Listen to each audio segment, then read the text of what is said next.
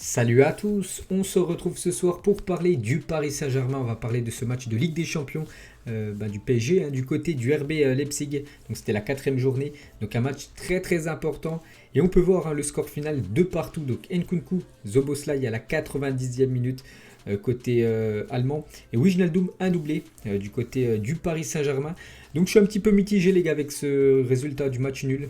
Est-ce que c'est un bon point pris par l'équipe de Paris ou est-ce que c'est 2 points de perdu? Pourquoi? Parce que l'équipe du PSG quand même menait 2-1 à la 89e minute. On peut voir que Szoboszlai a inscrit à la 90e minute un but sur penalty, sur une faute très stupide on peut le dire, de Kimpembe qui a complètement de nouveau plombé cette équipe du Paris Saint-Germain, le défenseur français. Il aurait pu éviter de faire cette faute quand même sur Nkunku, parce que ça coûte 2 points au Paris Saint-Germain. Et surtout, ce que j'ai peur, les gars, c'est qu'on va regarder tout de suite le classement.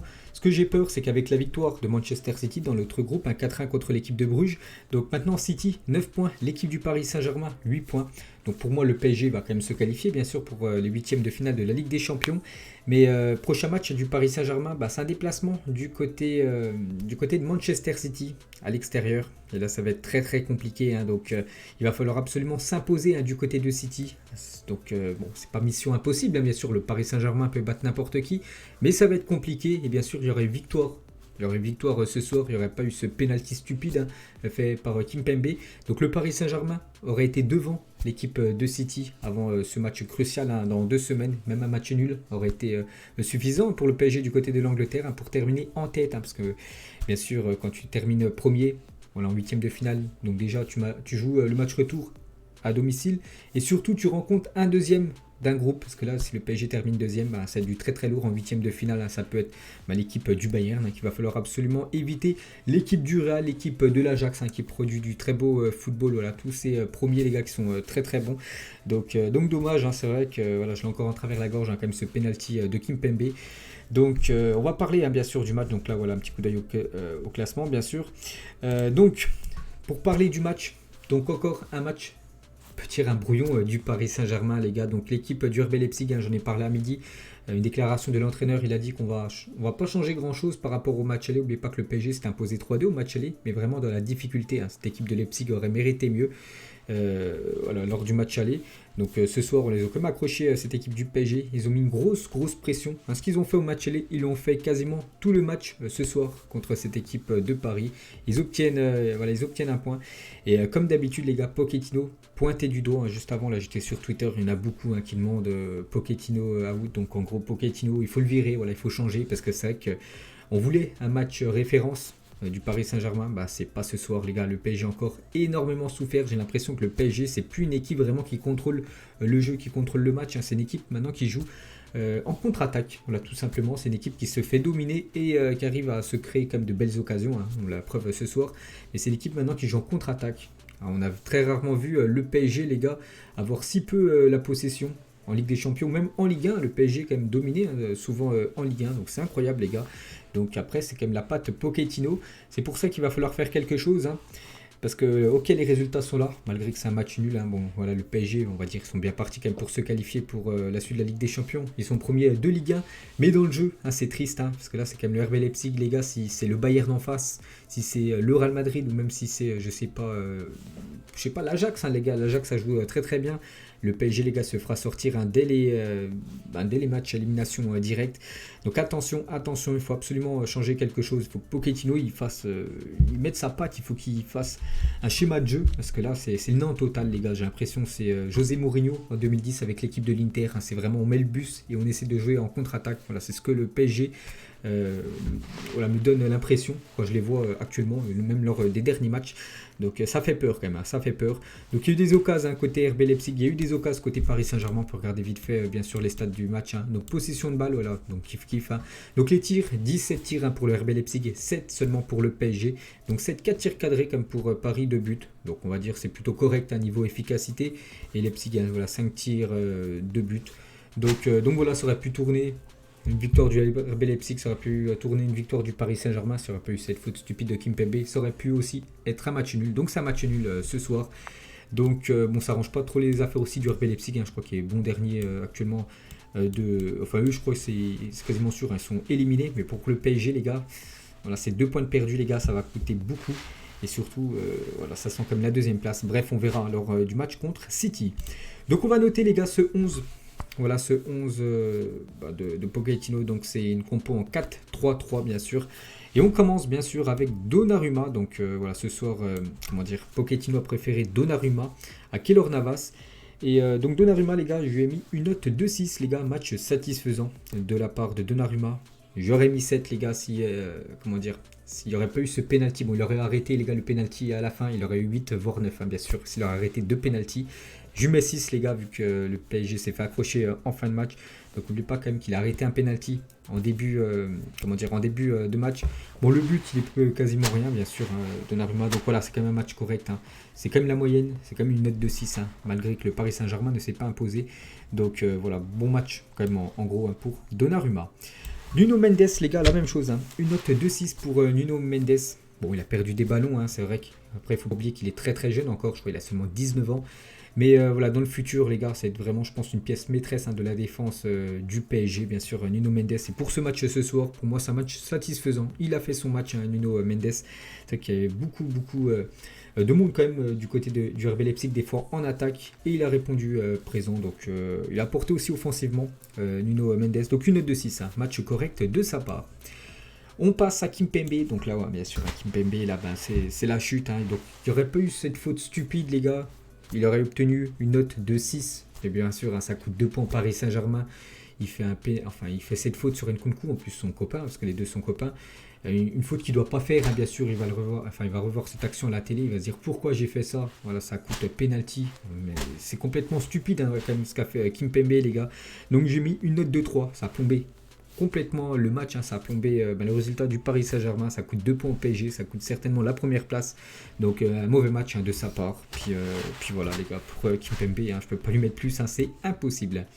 Marquinhos les gars, donc Kimpembe, hein, donc ça a été comme d'habitude très brouillon, Marquinhos, hein, vraiment le leader les gars de cette défense du Paris Saint-Germain, la plus haute note, hein. Heureusement qu'il était là Marquinhos, hein, il y a eu pas mal des fois un contre un, soit en première mi-temps, en deuxième mi-temps, et il a répondu présent à chaque fois, il récupérait le ballon, très très serein niveau passe, hein, très juste, très propre aussi niveau défense Marquinhos, les gars, bien sûr une belle note de 7, un bon match de sa part. Et Achraf Hakimi, les gars, donc Hakimi, les gars, j'ai mis une note de 4, un match insuffisant de sa part. Quand je vois le Hakimi du Borussia Dortmund, même le Hakimi de l'Inter Milan, c'est pas l'Hakimi là que je vois du Paris Saint-Germain, je sais pas ce que vous avez pensé les gars, mais il a pas fait un bon match ce soir, hein, ça mérite pas la moyenne, c'est insuffisant avec tout ce que j'ai déjà vu de Hakimi lors de ses derniers matchs dans ses anciens clubs. Bien sûr c'est insuffisant la prestation de ce soir, il a perdu aussi beaucoup de ballons les gars, Achraf Hakimi, donc une note de 4, hein, je peux pas lui mettre plus, et on l'a pas non plus vu énormément offensivement. Hein, voilà, le couloir du RB Leipzig l'a bien bloqué, donc 4, hein, pas plus pour le joueur marocain. Donc il y a vraiment Marquinhos les gars qui a été bon, Nuno Mendes ça a passé, Hakimi un petit peu en dessous, puis Kimpembe bien sûr avec le penalty il a complètement plombé le PSG. On passe milieu de terrain, donc un milieu à 3, donc Marco Verratti bien sûr, hein. Il était forfait hein, pour ce match et bien sûr il a beaucoup manqué à Marco Verratti, lui qui arrive à tenir le ballon. Lui qui arrive toujours à, voilà, on va dire, à en récupérer aussi des ballons, mais à casser des lignes, tout ça, bah, voilà, Gay, Danilo et Wijnaldum, hein, c'est pas du Marco Verratti, bien sûr. On commence avec Idrissa Gueye. Donc je suis très surpris hein, de la prestation de Idrissa Gueye, les gars. Donc c'est la plus basse note parmi les milieux de terrain, même la plus basse note avec tous les joueurs du PSG, avec celle de Kimpembe. Une note de 3, les gars. Mauvais match. C'est vrai que Gueye, j'ai l'impression, c'est soit il fait vraiment des très gros matchs, ou soit il passe à côté de son match. Ce soir, hein, je pense que vous êtes tous d'accord avec moi, il est passé à côté de son match. Hein, bon, ça arrive, voilà. Donc il a perdu beaucoup de ballons, des fois en plus des ballons juste devant la surface, qui aurait pu amener bien sûr un but quelques secondes après. Heureusement que Marquinhos à chaque fois surveillait très bien ce qui se passait. Donc Gueye les gars, voilà 3.